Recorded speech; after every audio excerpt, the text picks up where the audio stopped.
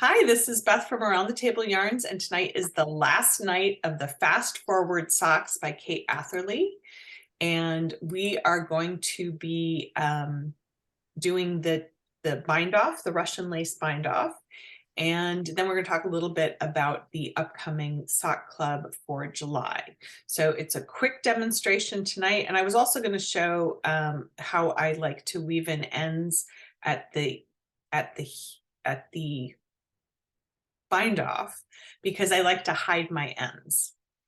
So let me go ahead and start my video.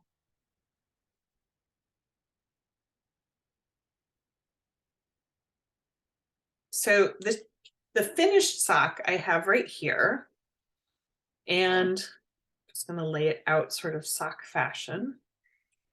And this was a toe up sock, so it started at the toes, and that was our first beading, and then we did the heel turn and the gusset and the slip stitch heel, and we ended being ready to just work straight up. So we have worked straight up in stockinette and then ended with a ribbing. I chose to do a 2x2 ribbing, a knit 2 purl 2 ribbing for my top, and I'm okay with it. It's not, I put it on, and when I put it on, it stretched really far out, and I wasn't sure I liked it. It's now kind of come back together a little bit. I think the 1x1 ribbing is probably preferable. And then you can see this nice smooth edge. I've done the Russian lace bind off, and in the class in the morning when we all met in person, we had a lot of people who had questions and issues with the Russian lace bind off. They didn't feel like it looked the way that they wanted. And in fact, it did not look like this. It sort of looked like the inside. And so I think there's a backwards way and a forwards way to do it. And so I want to show you the forwards way to do the Russian lace bind off and have that on our recording for posterity. And then I've woven in my ends, and I've tried to do it in such a way that you can't see where the ends are and where there's a join in the sock. And so sometimes people complain that there's like a step at the end of their cuff when they finish binding off, and there's a way to hide that step, and I'm going to try and show you that. So here's my other sock. I'm in my bind off row, and my camera doesn't like to focus, so we're going to wait for my camera to come into focus. Get underneath it. So what the pattern tells you to do is knit 2 stitches and then slip them purlwise to the other needle, back to the left needle. So you have 2 stitches on the right needle, and it doesn't matter if you are a continental or a English style knitter, a thrower or a picker, because it doesn't matter where your yarn is. What matters is where your stitches are. So my stitches are on the right needle, and I want to slip them purlwise. In other words, I want to slip them without turning them back to the left needle. And so I'm going to do that by putting the tip of my left needle into the fronts of those stitches. Okay. And then I'm going to knit them together through the back loop just by wrapping around my right needle and pulling it through those 2 stitches. So the way the pattern writes this, you could knit the next one, slip them back onto your left needle, and then take your needle over to the left-hand side for a normal knit 2 together. And what happens is that turns what you're doing around. And so it creates the back end of the reverse side of the Russian lace bind off. I think it makes a very different appearing Russian lace bind off. And so I would not recommend doing that. I would recommend, instead of making a normal knit 2 together, that you do your knit 2 together through the back loops. And to make that speedier, if you want to, if you have one on your right needle and you knit one, put them back on the left needle by sliding the tip of the left needle into the fronts of those 2 stitches, and then just wrap around the right needle, and you've got 1 stitch. And it makes that nice chain. It is not necessary to knit or purl, because the way that chain finishes it, it's really not noticeable that that's a knit stitch at the top of the purl rib. There's no real visible difference. And it doesn't have the corrugated appearance either of a bind off that's done in pattern. I was about to just regularly bind off. Don't talk and knit. So this is a really nice bind off for other things. I have used this bind off on the bottom of cardigans. I have used it on the edge of shawls, like when you're doing an asymmetric shawl and you want one edge to be as stretchy as the cast on edge or the knitted edge. This is a very helpful way to do that. So I just want to continue working all the way to the end. And then I'm going to show you how to weave in the tail so it's hidden, in case you haven't ever done that before. And my camera is not focusing.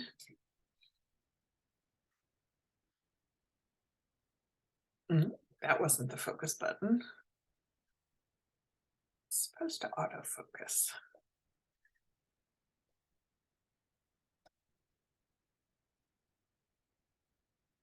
Apparently you need to be completely still for it to autofocus.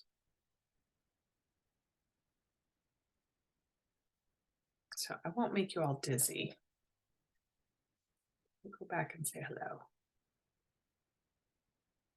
So I'm just going to continue working on that till I get to the end.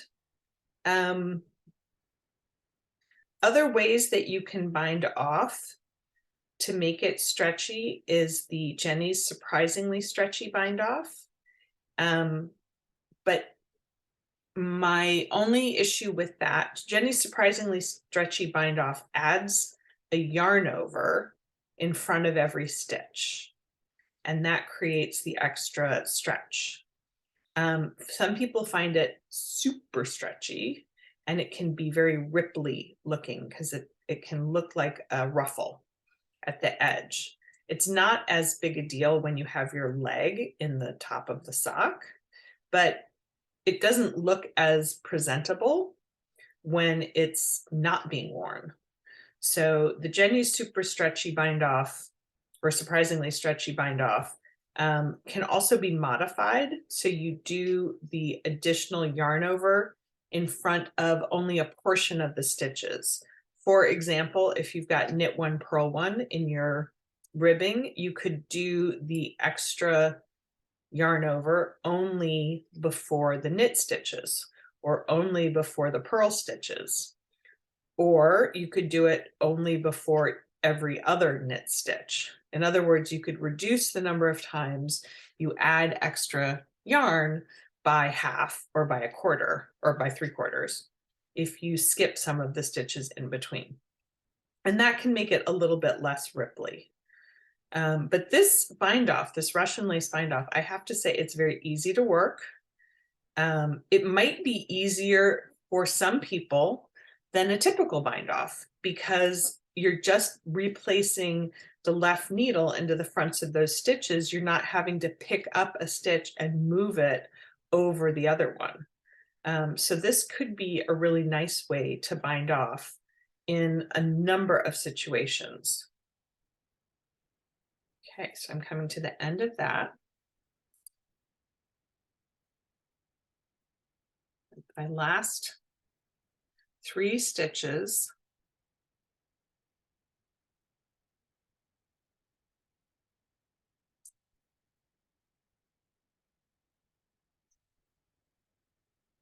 So here's what I mean about a step. Can you see how the last stitch is very different? It's on a very different level because it's like a spiral staircase. I've gone up a flight of stairs from that first one. So what I want to do is cut my yarn. I have my sharp cutter here. So my sharp cutter is going to come in and cut the yarn. No. It's gone off. And grab a darning needle.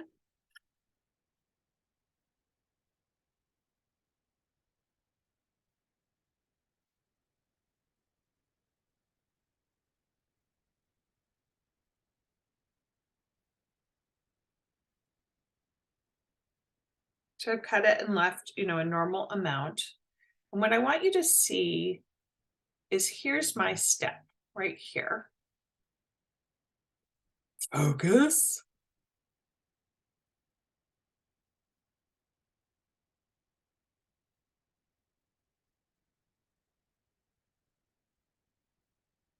And focus a second ago. There we go.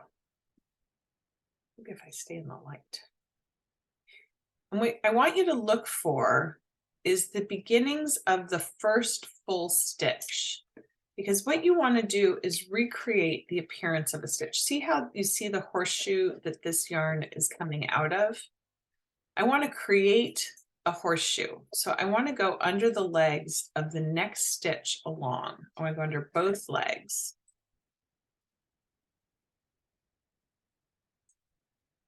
And then I want to go back in where this yarn is coming out of and then put my needle towards the inside.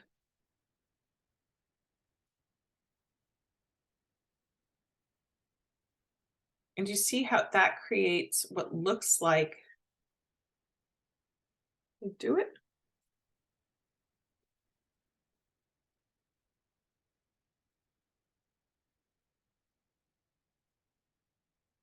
Got twisted.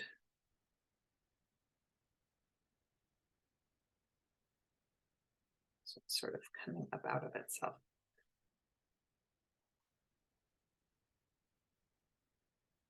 So from where the cut yarn is coming out of, you take your darning needle and go under the legs and then back in where it's coming from. So you're essentially creating a fake stitch.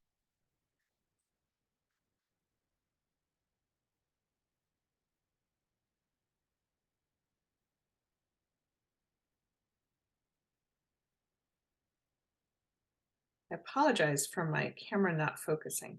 Then I turn to the inside where the ribbing is, and I start from close to where my yarn is coming from. And I want to work back and forth, really just under half of each rib stitch. So I'm just going down that rib about a half an inch. I just did it about 3 or 4 times. And then I want to use the tip of my needle to split the yarn in the opposite direction. So I kind of lock it into place. See how I don't pick up the whole thing? I want to finish it by splitting the yarn just a little bit. I never pull it tight because that could distort the stitches I'm going through. I'm just kind of laying it in there and securing it. And then I'm going to use my shark again. I'm going to cut it, leaving about 1/4 of an inch. That pulled. My shark is not the best cutter. But that creates a much smoother finish to the edge of your cuff.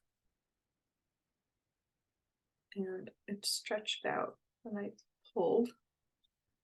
So if that happens to you, if you use a sharp cutter instead of a pair of scissors like a smart person, you can just pull a little bit at it and that will work the end back. And then you can get a proper pair of scissors and trim anything that's extra. But that's that end woven in.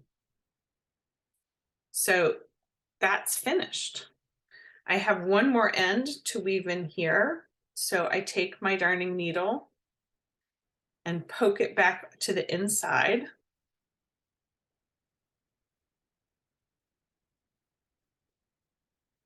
And I go right where it's coming out of because I don't want to make a stitch on this side. I poked it right back in where that stitch is coming out of. Can you see that? It's right in the same opening.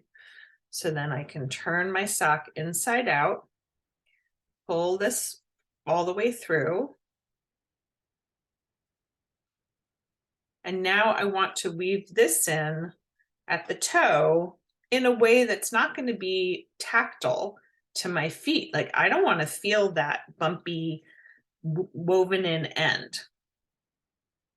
So I do a similar kind of a thing where I'm going to go back and forth for a few stitches,